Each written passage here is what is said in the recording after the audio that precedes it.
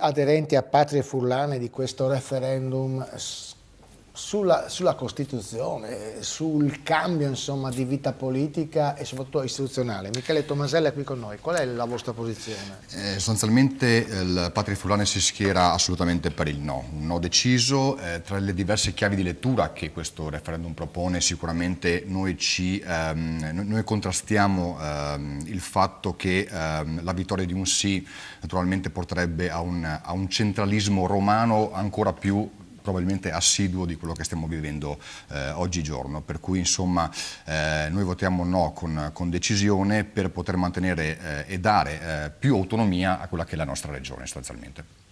Senta, quindi a questo punto lei pensa, come quanti vanno ad affermare, che questo referendum, vincesse il sì, va a chiudere la nostra autonomia, la nostra specialità? La va sicuramente a ridurre estremamente. Ma lei è convinto che oggi come oggi noi siamo speciali autonomi, se guardiamo alla Sicilia, se guardiamo al Trentino Alto Adige? No, assolutamente no. Io immagini lei appunto... No, dico, ci riempiamo la bocca della specialità e sì, ovviamente sì. Noi siamo speciali e autonomi per il fatto che insistono all'interno della nostra regione lingue diverse dall'italiano. C'è la lingua friulana riconosciuta, c'è la lingua tedesca e c'è la lingua slovena, per quello siamo riconosciuti, però dal punto di vista dei soldi per nulla, perché noi abbiamo i 7 rotti decimi quando gli altri hanno i 12 decimi, cioè danno 10 ne ricevono 12.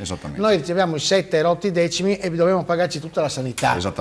L'unica regione in Italia che non è inerente al sistema nazionale sanitario, siamo anche dei fessi. Sì, esattamente. Patria Furlane è nato appositamente 1 anno e mezzo fa, ricordo, per questa serie di motivi. Far rivalere quella che è l'autocontrollo e l'autogestione, probabilmente per dare uno spunto maggiore a quella che può essere l'autonomia che ci è riconosciuta, ma che oggigiorno viene strozzata e soffocata. Michele, avrei altre domande da farti, una anche se qualche secondo in più, però la dico, ma siccome i romani riuscivano a vincere le loro battaglie dividendo, loro arrivavano, mettevano una parola qua, ma dividevano e poi arrivavano.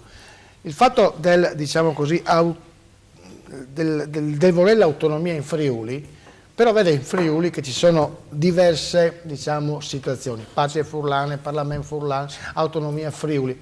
Mi pare di essere ritornati indietro con i tempi, dividi ed impera. Certo, noi stiamo percorrendo un percorso, le nostre porte sono sicuramente aperte, al momento non stiamo, diciamo, collaborando con nessuno. Chi accetta, chi fiancheggia quelle che sono il nostro progetto, il nostro programma è benvenuto. Michele Tomasella, grazie. Patria Furlane. Allora,